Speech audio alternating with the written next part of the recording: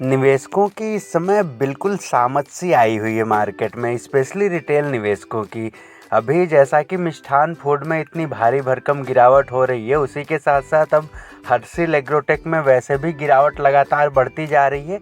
उस पे से सेबी की जो बड़ी एडवाइजरी जारी हुई है, ये काफ़ी चिंता का विषय बनने वाली है। तो अगर आप भी इसमें निवेशक हैं तो ये वीडियो आपके लिए बेहद इम्पॉर्टेंट होने वाली है। तो क्या है सारी डिटेल जानेंगे वीडियो में। तो ऐसी और इन्फॉर्मेटिव वीडियो के लिए वीडियो को लाइक शेयर करते रहिए और चैनल पे पहली बार विजिट करें तो सब्सक्राइब करके अपना प्यार बनाए रखिए। तो जैसा कि आप सभी को पता है, शेयर जिस हिसाब से ऊपर गए थे वैसे ही लगातार गिरते जा रहे हैं और इस समय जो सर्किट लिमिट है 5% की हो चुकी है और लगातार शेयर डे बाय डे 5% गिर रहे हैं।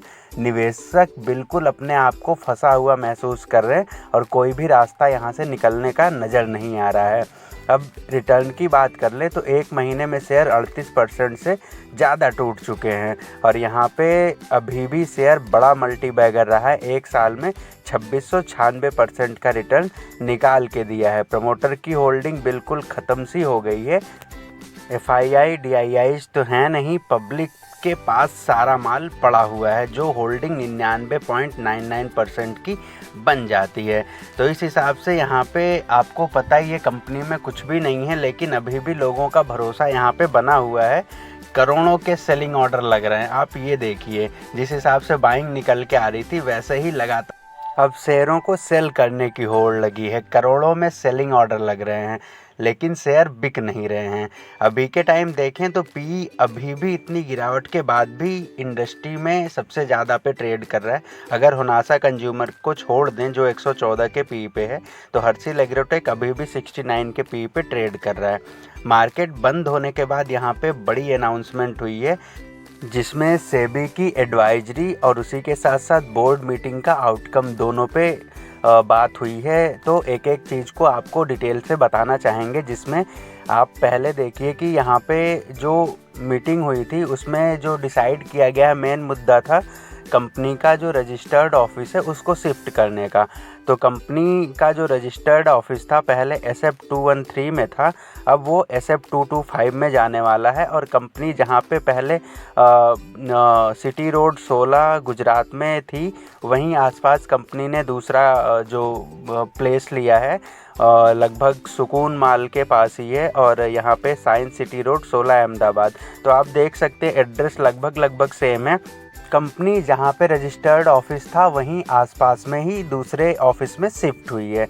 और इसके बाद जो दूसरी चीज़ें निकल के आई हैं जिसमें मेन हो जाता है सेबी की जो एडवाइजरी थी, जैसा कि आप देख सकते हैं एडवाइजरी इनको जारी की गई है regarding non submission incomplete submission of various disclosures.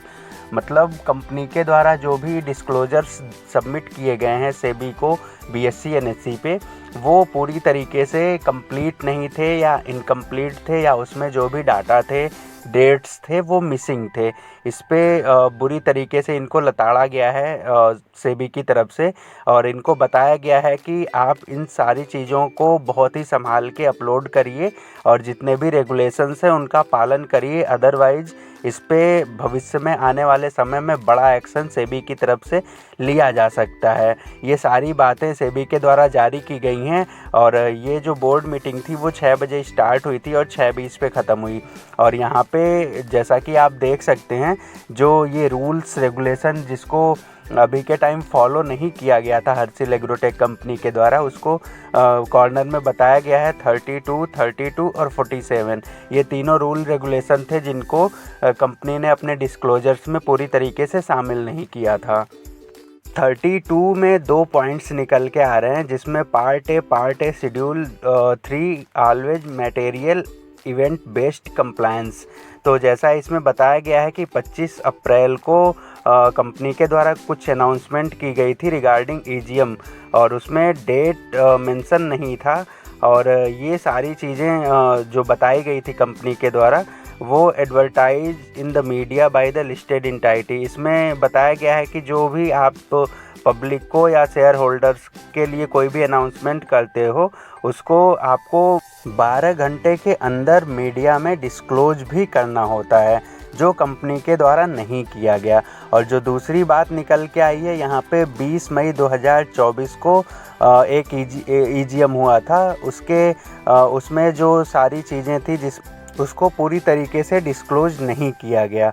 तो ये एक 20 मई 2024 और 25 अप्रैल 2024 दो के लिए सेबी के द्वारा इनको इन्फॉर्म किया गया है। और इसके बाद बताया गया है जो रूल 47 है उसमें कॉरपोरेट अनाउंसमेंट में कुछ बातें बताई गई हैं, जिसमें जो रिज़ल्ट इनका डिस्क्लोज किया गया था उसका न्यूज़पेपर में कोई पब्लिकेशन नहीं है।